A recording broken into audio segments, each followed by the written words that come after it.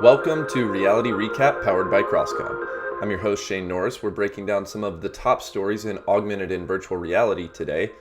First up, major players are establishing a set of open standards for the metaverse. Is it meaningful or just show? We'll take a look at a real-world example of the killer application for virtual reality. Niantic takes on another giant in the entertainment industry. Is their new NBA game an easy layup? And we've got a few updates from Tim Cook and Apple on their pending headset. All that and more in your reality recap. All right, some good news here first.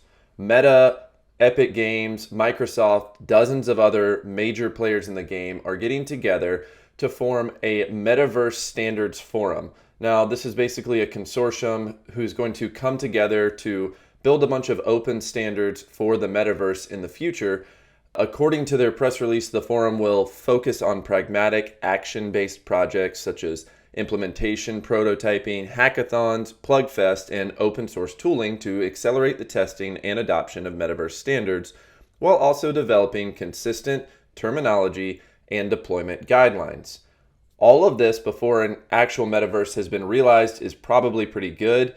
I like the idea of all of this. There's a lot of debate over terminology, things like that. And of course, open standards are key to fostering actual growth and innovation because people can build things that can operate between different systems and platforms.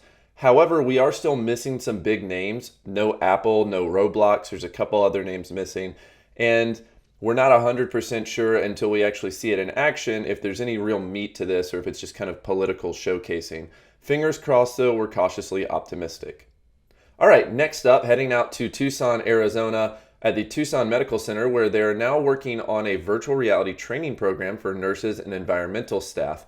They're partnered up with 3 Pound XR on this, and we really think this is going to be the killer application for virtual reality moving forward. We've talked about it before the other week with Axon using it for police training. Now we're seeing it in hospital settings. It's really exciting to see actual companies taking this out and using it.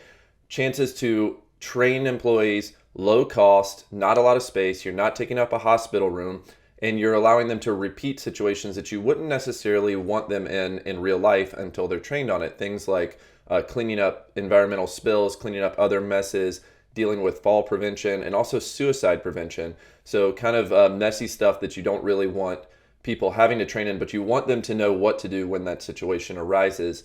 And it's fairly cheap. It doesn't take up a whole hospital room, so you're not taking beds away. It only takes about 3 by 3. Really killer application here. We hope to see more of this, and it's exciting to continue to see these rolled out in real world situations. Okay, some big news this week from Niantic. They're launching a new game with the NBA and the NBA Players Association. It's called NBA All World. It's basically set up like Pokemon Go. So players will wander around the real world environment.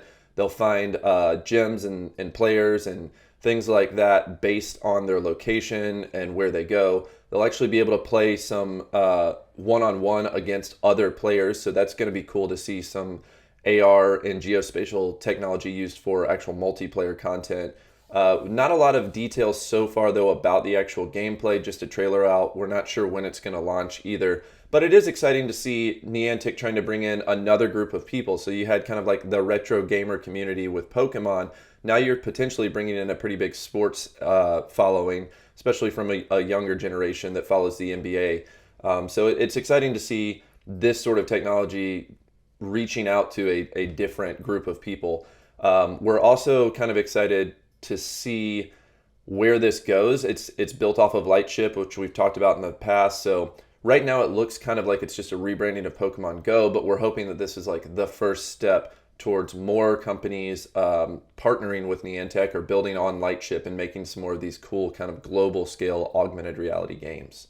All right, moving on to Apple now. Tim Cook, CEO over there, has pretty close to told us that a headset is coming for augmented and virtual reality now. We've seen a lot of rumors, we've heard a lot of reports, everyone knows they're working on one, but now we've pretty much gotten it straight from the horse's mouth here. So Tim Cook was interviewed by China Daily USA the other day. They asked him about a lot of Apple's augmented reality projects and what they're working on, how things are going.